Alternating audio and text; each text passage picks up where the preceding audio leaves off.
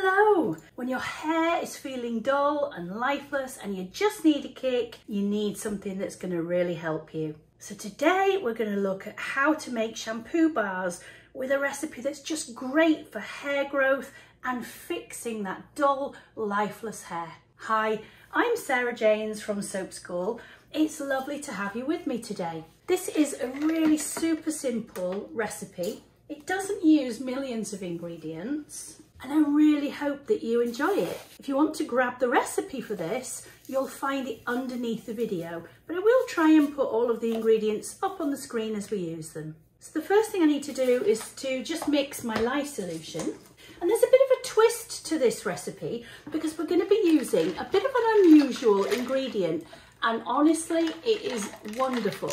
It's been used for a very, very long time, glorious hair, and I think it's really underused these days, so I thought we'd use it. So my lye solution's mixed. I'm just going to set that to one side and we'll weigh out all of our other ingredients. We're going to use beautiful nourishing coconut. It's going to give us lots of lather and bubbles. It's beautiful for the hair too. And this next ingredient is tallow. Now, again, tallow is quite underused these days. It depends where you live, but tallow is such a wonderful ingredient. It gives firmness and stability to your bubble, and it really makes a lovely, lovely shampoo bar. Now, I'm not going to add anything else into this until it's melted down. Now our solid fats have liquefied, we can go ahead and add in all of our liquid oils.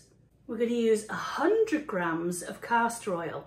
Now castor oil is beautiful for the hair, and it's not something that we normally use in large amounts in soap, but this is going to be a shampoo bar. And I've balanced this recipe really, really well, so I know it's still going to come out nice and firm, but it's going to help boost the lather. So I'm using a much, much higher amount, and I have actually included a much larger excess amount of fats, often known as a super fat. So we're well in excess of 8% in this recipe. And then I'm also going to be adding 20 grams of beautiful and delicious avocado oil. All of these ingredients are hair loving ingredients. So what is this magical ingredient that we're going to be using? Well, we're going to be using egg yolks. Egg yolks have been used for so long for beautiful hair. Oop, I've done it the wrong way around. I just want the yolks. Do you know, if there's a way of messing something up, you can guarantee I'm going to find it every time. Let's just pop that in there. Sean, could you get me a little bowl? Thank you, honey.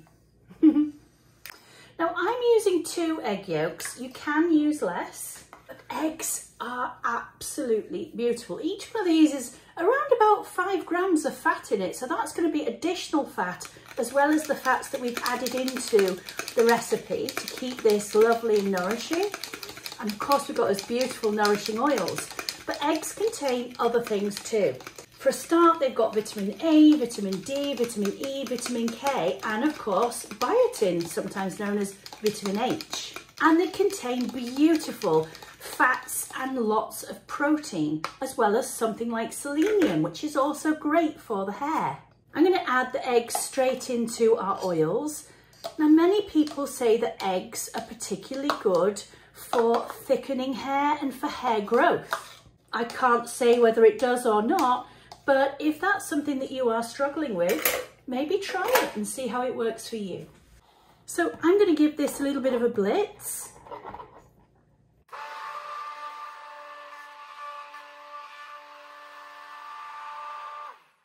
I'm going to add my lye solution and just take it to a nice light trace.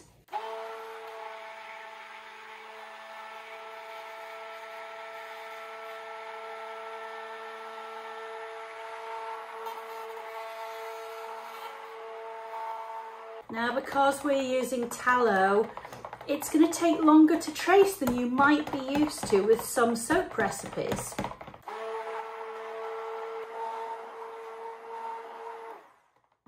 This is getting really nice now.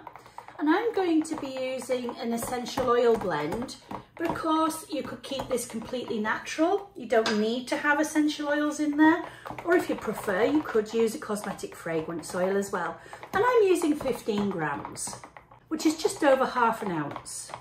Now I am going to just stir this manually because essential oils are notorious for kind of gravitating around the outside of your jug or your pan. So I want to make sure that it is mixed all of the way through really, really well. Smells beautiful, and I think that already looks absolutely glorious. And now let's pour this beautiful soap into our mould. Look how creamy and silky and gorgeous that is. I'm going to texture the top.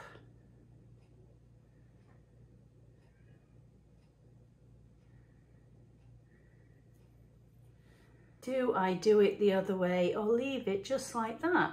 I'm going to leave it just like that. I think I'm... Sunny side up.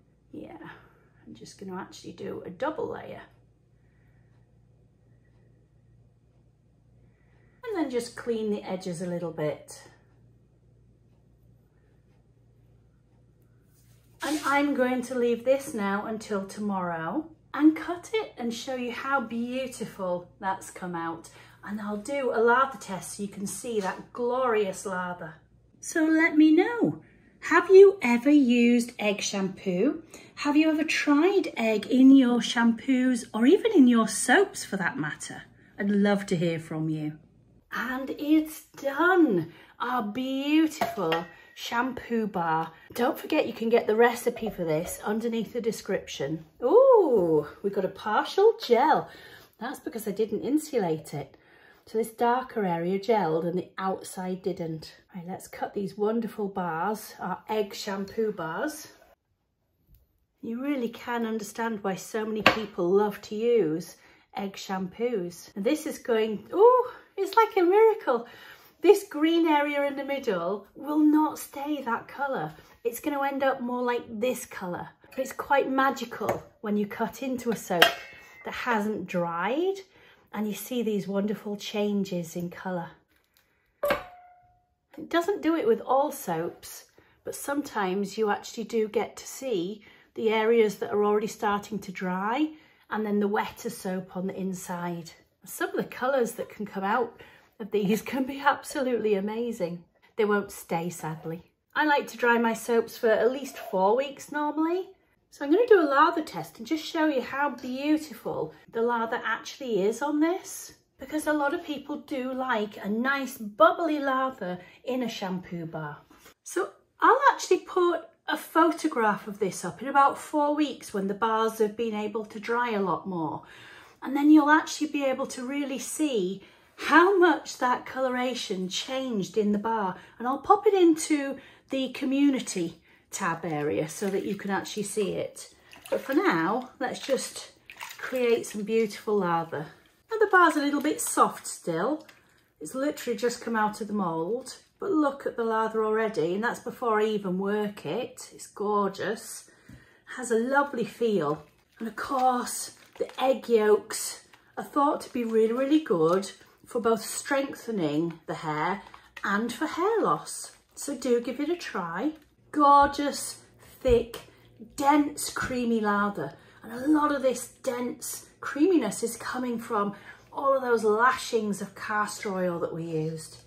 Absolutely beautiful. I really do hope that you enjoy this one. Let me know whether you get a chance to make it or whether you already use egg shampoos. I'd love to hear from you. And if you do like making shampoos, I'll put a different style of recipe up next for you. So check out the video and I hope that you enjoy it. I'll see you again in another video with me really, really soon. Bye bye for now.